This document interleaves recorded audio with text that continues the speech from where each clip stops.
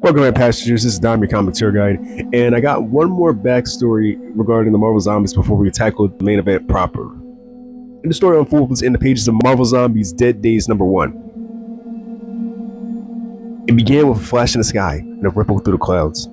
The hunger had arrived, and once it did, it spread fast, devouring everything in its path until the heroes of Earth were gone, replaced by monsters driven only by their craving for human flesh. This isn't the world of Earth's mightiest. This is the world of Marvel Zombies. Our story opens with a frantic Spider-Man racing home to his Aunt May and his wife Mary Jane.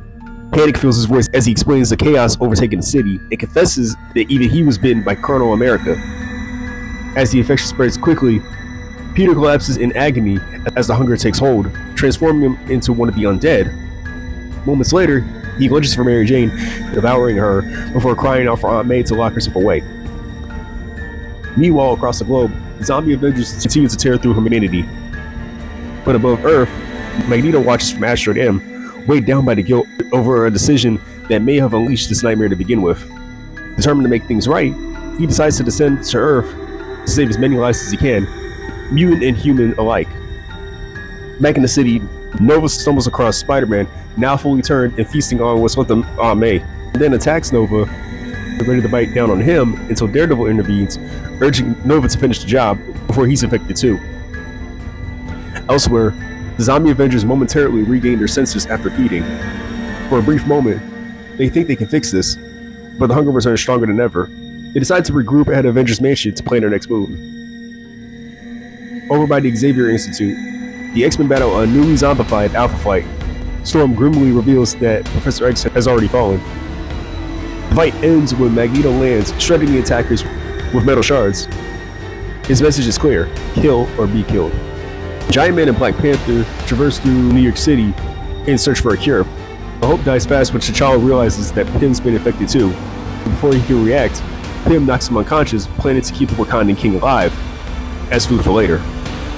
At the Baxter Building, the Fantastic Four aren't faring any better, as their children, Franklin and Valeria Richards, are devoured by a zombified She-Hulk who broke in using her old team's access codes. In rage and grief, Sue Storm, the Invisible Woman, crushes her former teammate's head, but even then there's little time to mourn, as Nick Fury sends a transmission that cuts through the chaos. We later see Nova join forces with Thor, and the two struggle to hold their ground against the ever-growing wave of the undead. Just when they're outnumbered, the Fantastic Four swoop in, guiding them back to the S.H.I.E.L.D. headquarters, where Director Nick Fury is assembling the last ditch resistance. Heroes, anti-heroes, even villains take attendance. Anyone who's not infected is an asset, because the outbreak has already spread across every corner of the planet. At this point, only superpowered individuals were still turning, as everybody else had already been consumed. Inside the Helicarrier, Earth's brightest minds, Reed Richards, Tony Stark, and Bruce Banner, race to find a cure. Meanwhile, the S.H.I.E.L.D. coordinates ground teams to rescue survivors and push back the infected. Elsewhere, Giant Man, now fully zombified, enters Avengers Mansion, looking to snack on the butler Jarvis, but his undead teammates have already beaten him to it. I mean, at least they saved him a piece. That's messed up. It's here that the so-called Avengers completely abandon any pretense of saving the world and embracing the hunger completely. The war between the living and the undead only intensifies, and from his kingdom in Latveria, Dr. Doom watches the chaos unfold and refuses to aid their resistance. Back aboard the Helicarrier, the toll of the apocalypse begins to show on Reed Richards, as he grows increasingly obsessed with zombie infection, not searching for a cure, but trying to understand it. Fascination discusses his wife Sue Storm, who storms out of his lab, horrified that her husband has begun losing his humanity after losing their children. At the same time, Nick Fury checks on Tony Stark's progress, who also admits that he's given up on the cure and designing something else. A multiversal transporter, a way to escape this dying world entirely. But the battle below worsens, the resistance losing ground. Every fallen hero rises to swell the enemy ranks. Magneto and the remaining survivors retreat to the Helicarrier, desperate and exhausted. That's when Reed calls his team back to his lab to share his recent breakthrough. He claims that the zombie virus isn't a disease, but evolution. When his horrified teammates refuse to accept his logic, Reed reveals that it's already infected them. And within moments, the rest of the Fantastic Four turn into zombies before turning on him, completing their transformation.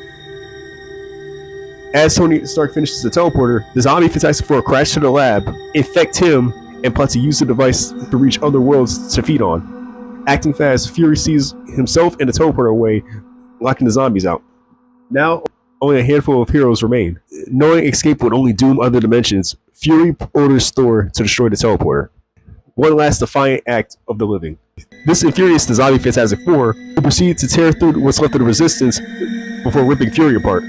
Dead Days ends with zombie Reed Richards standing among the wreckage, vowing to rebuild the teleporter and spread the gospel. Like, comment, follow for more. See you on the next story.